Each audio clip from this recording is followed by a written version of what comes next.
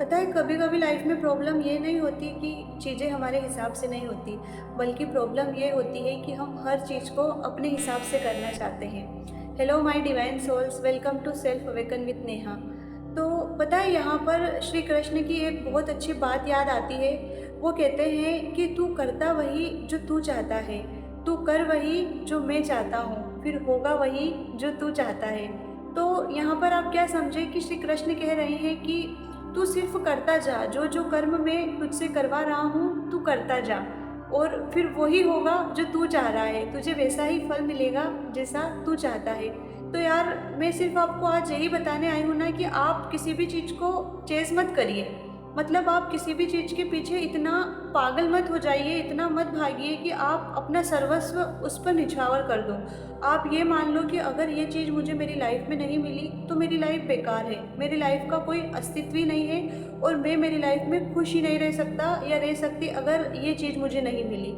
क्योंकि क्या होता है कि जब भी आप किसी चीज़ को बहुत ज़्यादा चेस करते हो या फिर उस चीज़ के पीछे ज़्यादा भागते हो, तो वो आपसे और ज़्यादा दूर भागती है। सपोज़ आपका कोई रिलेशनशिप है ना, किसी इंसान के साथ आप रिलेशनशिप में हो, आप अपनी तरफ से 100% एफर्ट लगा रहे हो, है ना, आप जितना बेहतर कर सकते हो आप बेहतर प्रयास कर रहे हो, और सामने वाला समझ ही नहीं रहा।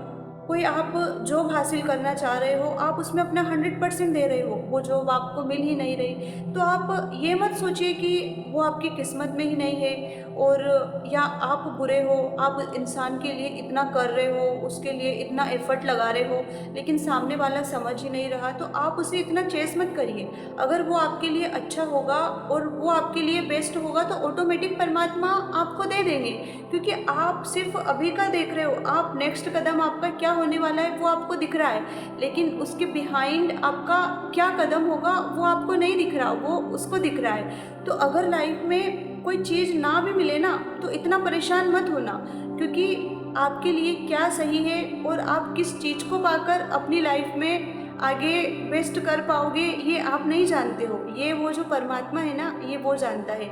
देखो पार्वती जी शिव को पाना चाह रही थी ना, साक्षात महादेव को पाना चाह रही थी, वो तो आदि शक्ति थी, अगर वो भी चाहती तो वो भी बहुत कुछ कर सकती थी, लेकिन उन्होंने ऐसा कुछ करा क्या? उन्होंने कुछ भी नहीं करा।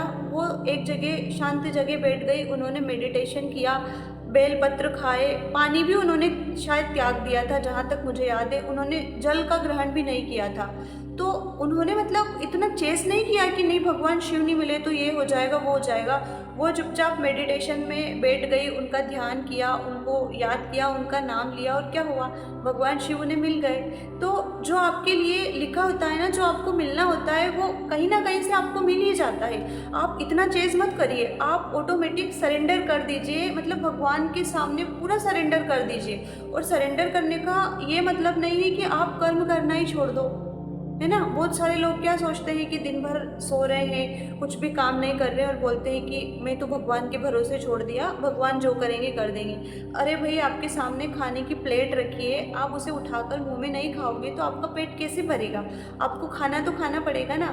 वैसे ही आप किसी चीज़ को पाना चाह रहे हो तो कर्म तो आपको करना ही पड़ेगा, लेकिन वो चीज़ आपके लिए बेहतर है या नहीं वो आपको डिसाइड करेगा कि देना है या नहीं।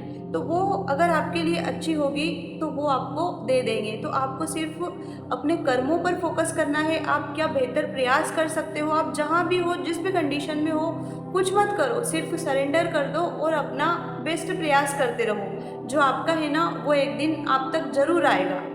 तो मैं बस आपसे यही बोलना चाहूँगी कि लाइफ में चेस मत करो, किसी भी चीज़ के पीछे पागल मत हो जाओ। ये मैंने भी किया है, तो मुझे लगता है ना कि कुछ नहीं होना है, होना वही है जो उसने करना है। तो बस एक ही चीज़ करते रहो, उसके भरोसे सब कुछ छोड़ के अपना कर्म करते रहो, जो होगा आपके हित में ही होगा। मिलते हैं next day. Bye, take care.